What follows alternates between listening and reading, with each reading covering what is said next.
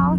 So it is the end of week 18 on remote year, and I'm doing this video from Vietnam. It's the end of our first week in Vietnam, and currently we're in, well, kind of in Halong Bay. I think it's a different bay, like right south of it, but basically the same thing. Take a look at where I'm at.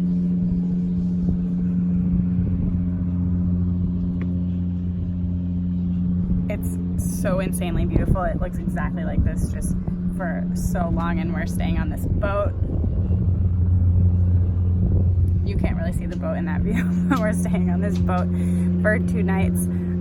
If this is the first time you're watching one of my videos, I am traveling for a year through this program called Remote Year, where every month we live in a different country, work remotely for 12 months. We finished our first 4 months in Latin America, and now we are in our first country in Asia, staying in Hanoi, Vietnam. At the end of each week, I'm doing a video like this, pretty informal, just sharing a little bit about what we've done and some of what's on my mind for my first full year of international travel. So like I said, this is the end of our first week in Vietnam, our first week in Asia. We're staying in Hanoi for 4 weeks. But as soon as we got there, we basically had like 2 full days of travel to get there from Mexico City, and then we moved into our apartments in Hanoi, and then after 2 days came down to, it's not all the way south in Vietnam, it's just like a couple hours drive south, and stayed on this tiny island for 2 days, and then got on this boat. This is our second day on the boat, and that's been awesome.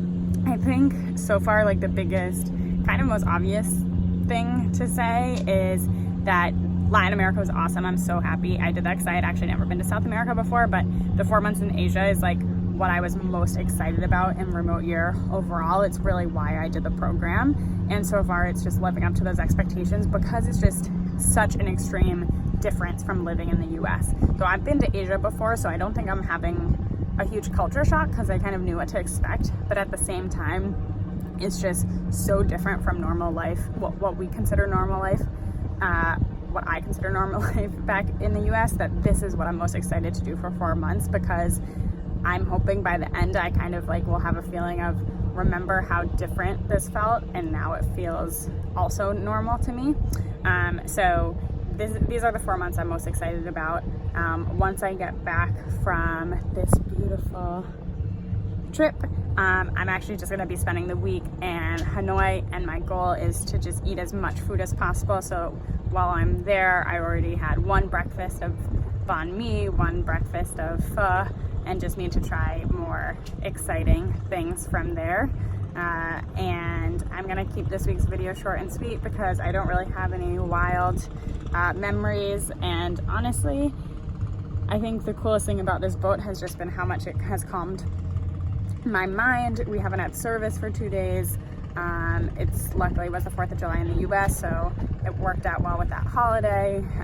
We haven't had service, we haven't really been off the water, we don't have that much space, and it honestly has just been like so relaxing and calming, and it reminds you of just like how you don't need to always be connected and all those things to have a good time. Today has felt like the longest day I've had in a while, and I think it's because we haven't been wasting our time with all these other little things that don't matter as much. So yeah, I keep it short and sweet because I'm kind of feeling like I don't have much going on in my mind, which I don't think is a bad thing.